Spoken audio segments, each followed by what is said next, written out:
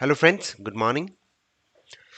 आज के इस वीडियो में हम एक टेक्निक डिस्कस करेंगे जो गैन गैन यूज़ करते थे for forecasting time to find some important dates in particular instrument you want to trade. और उनकी बहुत सारे मेथड्स होते हैं। तो जो मैंने एक आर्टिकल भी लिखा हुआ है, forecasting time using Gann methods.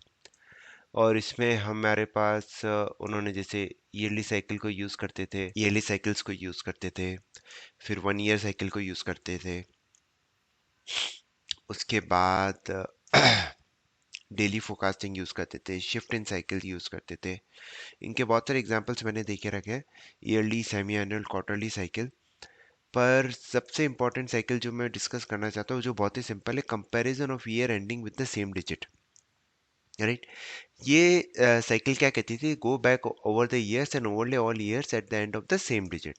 ये बहुत ही सिंपल साइकिल होती है, जिसमें आपको ना एक्सेल की ज़रूरत है, बस एक चार्ट खोल के आप कर सकते हैं। एंड ये साइकिल्स के आप लेवल्स पहले से ही डेट्स पहले से ही निकाल के रख सकते हैं। तो हम कुछ एग्जांपल देख के मैं आपको समझाता हूँ।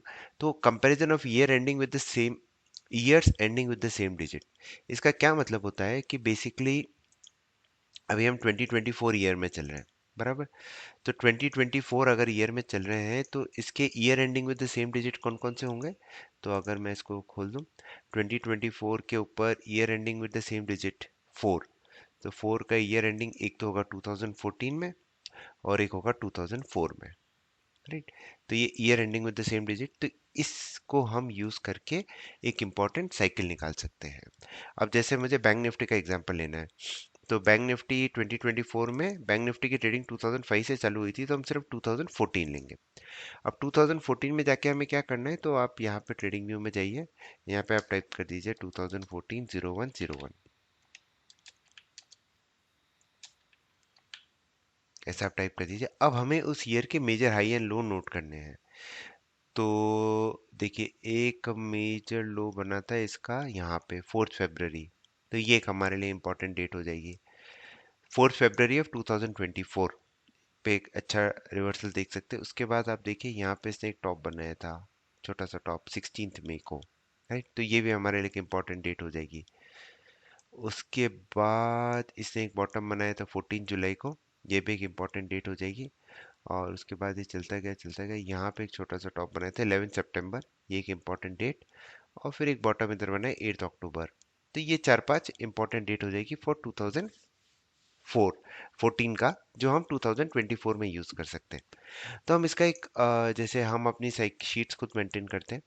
तो देखिए, 4th 16th 14th 11th 8th और 17 दिसंबर को भी था। तो 17 दिसंबर को भी देख लेते हैं, कुछ था क्या? 5th 17th, करेक्ट, 17th को एक बॉटम बना था, उसके बाद एक रैली हुई। तो हम ये डेटा पहले से नोट करके रखते हैं। अब इन डेट्स पे हम देखते हैं कि कुछ इंपॉर्टेंट ट्रेंड चेंज हुआ है क्या। आप ध्यान रख लीजिएगा, 4th 16th 14th। तो हमें 4th 16th 14th ये तीन ही हमारे काम के होंगे, बाकी ये फ्यूचर के लिए जो आप यूज कर सकते हैं।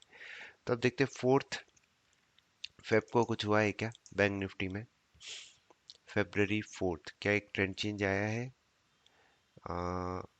Okay, 4th was a holiday. तो हम सेकंड को देखेंगे, यहाँ पे देखिए एक अच्छा ट्रेंड चेंज आया, यहाँ से मार्केट में एक अच्छी फॉल देखने को मिली। उसके बाद हम 16 मई को देखते हैं। 16 मई, सो ये अप्रैल हुआ, 13 14, ये देखिए एक अच्छी डोजी बनी। वापस सिंपल सा रूल हम फॉलो करते हैं कि भाई इस कैंडल के हाई के ऊपर लॉन्ग, इस कैंडल के लो के नीचे शॉर्ट।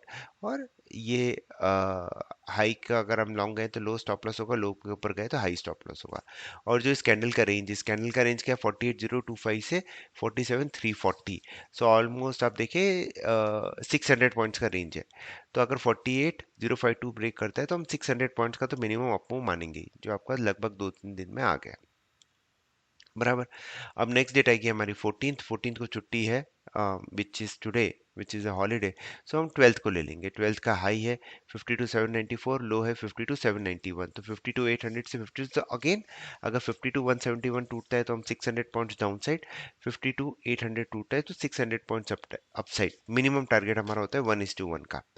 तो इस तरह से आप इस सिंपल सी स्ट्रेटेजी को यूज कर सकते हैं। एक और एग्जांपल लेते हैं निफ्टी का। तो निफ्टी में अगर मैं जाऊंगा, और ये निफ्टी का है, आप अगर मुझे 2014 लेना है तो मेरे लिए इंपॉर्टेंट ईयर कौन से हो जाएंगे, 2004 एंड 2014। तो इसको मैंने सेलेक्ट कर लिया। सेम रूल से हमने ये डेट्स निकाली है, तो देखिए एक हमारे लिए इंपॉर्टेंट डेट क्या हो जाएगी, ये आप वीडियो पॉज करके इनको नोट कर सकते हैं। Just take a screenshot like this, snipping tool से आप ले सकते हैं। सो आपके लिए इजी हो जाएगा। तो सबसे पहली डेट हमारे पास क्या आई थी, 9 जनवरी। तो अब देखते हैं निफ्टी के चार्ट में चलते हैं, 9 जनवरी को कुछ हुआ है क्या। डेली चार्ट में ही चलेंगे, ये पोजीशन में हमारे काम आती है ये स्ट्रेटेजीज। तो निफ्टी का डेली चार्ट में, फ्यूचर में नहीं स्पॉट में चलते हैं।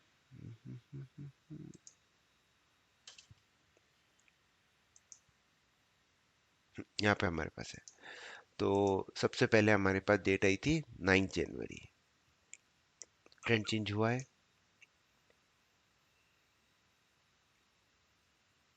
ये 8th, ये 9th। 9th को देखिए, अगली बार इसका हाई टूटा, उसके बाद एक हमें एक अच्छी रैली देखने को मिली, तो छोटा सा ट्रेंड चेंज हुआ है। फिर फेब्रवरी 4th वापस सेकंड ही था, because fourth was a holiday. तो सेकंड का आप देखें हाई के ऊपर गया ही नहीं मार्केट, लो के नीचे एक छोटी सी फॉल है। उसके बाद आया था March 23rd, which was here. उसके बाद तो बहुत ही अच्छा ट्रेंड चेंज हो गया, आउटसाइड बार बनी 22nd को, और फिर एक अच्छा ट्रेंड चेंज हुआ। फिर आया अप्रैल 23rd, April 23rd was 19th, 25th, 24th, 23, यहाँ पे देखिए कुछ, मतलब उससे 2 दिन पहले ट्रेंड चेंज हो गया था, पर इसमें कोई मेजर ट्रेंड चेंज हमें देखने को नहीं मिला, तो इस दिन काम नहीं किया। फिर मई में आ रहा है 17th एंड 26th। 17th में अच्छा ट्रेंड चेंज हुआ इसके बाद, और 27th को एग्जैक्ट टॉप बना, उसके बाद मार्केट अच्छी फॉल आई। और जून में आ रहा है हमारे पास 24 जून, 24th का एग्जैक्ट बॉटम बना। यहाँ पे देखिए ये सब डेट्स मैं इधर से ले रहा हूँ आपको, जैसा मैंने बताया कि पिछले जो हमने टाइम साइकिल्स में हाई एंड लो लिए हैं वो है। ये देखिए 24 जून आया, एग्जैक्ट वहीं से पलटा मार्केट। जुलाई में कोई मेजर डेट नहीं है, तो उसके ऊपर हम देख सकते हैं। तो this is one of the technique जो हम सिंपल ईयर एंड का लेके आप निकाल सकते हैं important trend changes in the market. तो अब ये स्टॉक्स पे भी चलती है, जो भी आपका फेवरेट स्टॉक है आप उस पर लगाइए। जो ईयर है 2004 है तो 2024 है, तो 14 एंड 04 को देख के आपको जो प्रीवियस में हुआ, तो गैन क्या बोलते थे कि nothing is new under the sun, what has happened in the future will again repeat, what has happened in the past will again repeat in the future, और the history will rhyme by itself। तो इस हिसाब से हम, ऐसा नहीं कि उस दिन हाई बना तो इस दिन भी हाई बनेगा, हो सकता है लो बन जाए।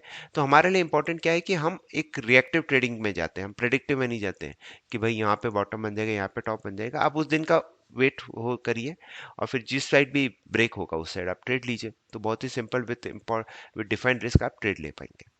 So thank you very much for watching this video. So hopefully this video will add some value to your in your trading, and you will be able to time the market more nicely. Thank you very much for watching. Stay disciplined.